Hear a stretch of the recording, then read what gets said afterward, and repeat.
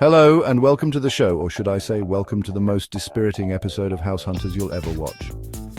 International edition. Today, we're diving headfirst into the world of immigration, or more accurately, the countries that seem determined to keep you out, because let's be honest, for some nations give us your tired, your poor, your huddled masses yearning to breathe free, is less of an aspirational poem and more of a to-do list titled People to Actively Avoid. So what makes a country harder to break into than a bank vault guarded by 1,000 grumpy honey badgers? Well, for starters, picture a visa process so convoluted it makes filing your taxes feel like a relaxing game of Sudoku.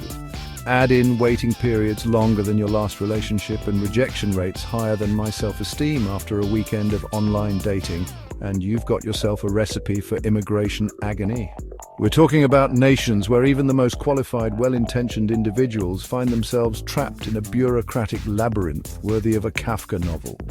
So buckle up, buttercups, because today we're counting down the top 5 toughest countries to immigrate to, where the only thing harder than getting in is finding a decent cup of coffee. Australia. Land of sunshine, surfing, and more ways to kill you than a nature documentary narrated by Nicolas Cage. But while the wildlife might be eager to turn you into a snack, the Australian government isn't exactly rolling out the welcome mat either. No, to even think about calling this sunburnt country home, you better be ready to navigate a points-based visa system more complex than a game of four-dimensional chess played on a moving roller coaster. Think of it like this. Australia has a very exclusive club, and getting past the bouncer requires more than just a winning smile and a decent credit score. You need points, my friends, and lots of them. Age, education, work experience, English proficiency, they'll judge you on everything but your Spotify Wrapped. And don't even think about fibbing on your application, because the Australian government has more ways to verify your background than a private investigator with a time machine. So, unless you're a multilingual brain surgeon with a black belt in underwater welding and a Scrooge McDuck vault full of gold, don't expect to be saying g'day to permanent residency anytime soon. Australia, you see, is less come on down and more we'll let you know if we need you. Next up, we travel to the land of the rising sun, where the technology is advanced, the culture is rich, and the immigration process is about as welcoming as a plate of fugu. That's right, we're talking about Japan, a nation that takes its cultural preservation about as seriously as a cat meme enthusiast takes their internet connection. Now, before you pack your bags and brush up on your origami skills, let's get one thing straight. Japan really likes being Japanese, and while they're happy to have you visit and marvel at their bullet trains and vending machines that dispense everything from umbrellas to underwear, actually becoming a permanent resident is a different story. First, there's the language barrier. While English might get you by in the tourist traps of Tokyo, actually navigating the bureaucratic labyrinth of Japanese immigration requires a level of fluency that would make even the most seasoned polyglot sweat. Japan also places a huge emphasis on cultural assimilation. They want to see that you understand and appreciate their customs, traditions, and social etiquette. To put it bluntly, immigrating to Japan is like trying to join a secret society where the initiation rituals involve navigating a bamboo forest blindfolded while reciting haiku about the importance of punctuality. Chapter 3. United States, the land of the free, to wait in line for a green card. America, the land of opportunity, home of the brave and birthplace of the world's most baffling immigration system. That's right, folks. For a nation built on the backs of immigrants, the United States sure seems to have developed a love-hate relationship with the very concept. It's like that friend who constantly complains about being single, but then ghosts anyone who shows the slightest bit of interest. Now you'd think that immigrating to the self-proclaimed greatest country on earth would be about as easy as ordering another round of freedom fries. But oh no, my friends, the reality is about as far from a heartwarming episode of Welcome Back, Kotter as you can get. Instead, picture a Kafkaesque nightmare fueled by red tape, bureaucratic inefficiency, and enough paperwork to make a rainforest weep. First, there's the green card lottery, a system so arbitrary and seemingly random it makes winning the actual lottery look like a sure thing. Every year, millions of hopeful applicants throw their names into the hat, praying to Lady Liberty that their number will be drawn.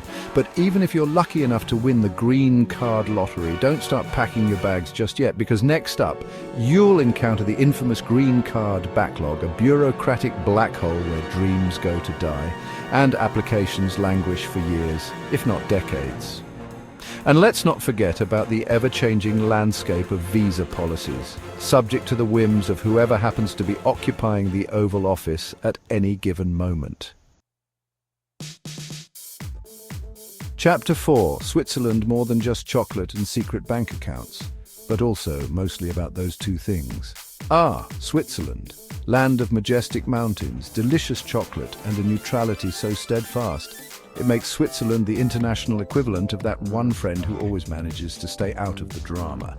But while Switzerland might be happy to sit on the sidelines of global conflicts, don't mistake their peaceful demeanor for an open-door immigration policy. Because when it comes to letting outsiders into their meticulously organized world, the Swiss are about as welcoming as a hedgehog in a balloon factory. Now, you might think that a country famous for its cheese and clocks would be a haven for efficiency and order. And you'd be right, at least when it comes to things like public transportation and chocolate production. But try navigating the Swiss immigration system, and you'll quickly discover that efficiency and logic have apparently gone on holiday, leaving you to grapple with a bureaucratic labyrinth that would make even the most patient person reach for the fondue pot in frustration.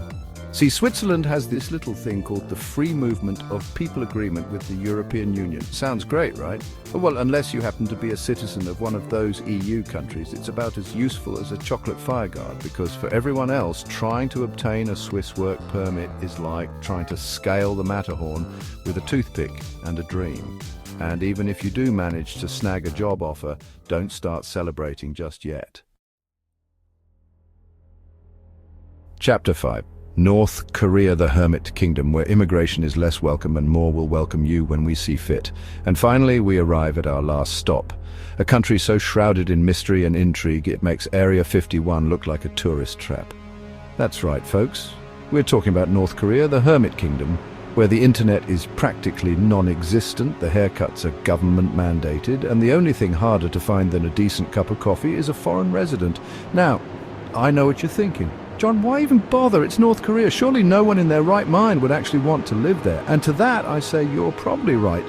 But hey, this is a show about the toughest countries to immigrate to. And when it comes to immigration, North Korea makes Fort Knox look like a bouncy castle. You see, in North Korea, the government doesn't just control the borders, they control pretty much everything. What you read, what you watch, what you wear, and definitely who gets to live within their borders. Foreigners are about as common in North Korea as a vegan at a barbecue festival, and the few who are allowed in are usually diplomats, aid workers, or journalists on tightly controlled government tours. So how tough is it to actually immigrate to North Korea? Well, let's just say there's no website, no application form, and definitely no helpful pamphlet titled, "So You Want to Be North Korean?" In fact, the only way to even stand a chance of living in North Korea is to be born there, and even then, it's not exactly like winning the lottery. But let's say, for the sake of argument, that you're absolutely determined to make North Korea your new home. So there you have it, folks. The 5 toughest countries to immigrate to, where the paperwork is mountainous, the bureaucracy is baffling, and the chances of success are about as slim as finding a parking spot in downtown Manhattan on a Saturday night. Look, it's clear that for many countries, welcoming isn't exactly at the top of their list of national priorities, but hey, at least we can take comfort in knowing that no matter how frustrating our own immigration systems may seem, they're practically a model of efficiency and compassion compared to the Kafkaesque nightmares unfolding in these 5 nations. Of course, it's important to remember that behind every complex immigration policy, there are real people with real hopes, dreams, and aspirations. People who are simply trying to build a better life for themselves and their families, often fleeing from situations of poverty, violence, or persecution. And who knows, maybe one day the world will be a place where "give us your tired, your poor, your huddled masses yearning to breathe free" is less of a to-do list and more of a heartwarming reality.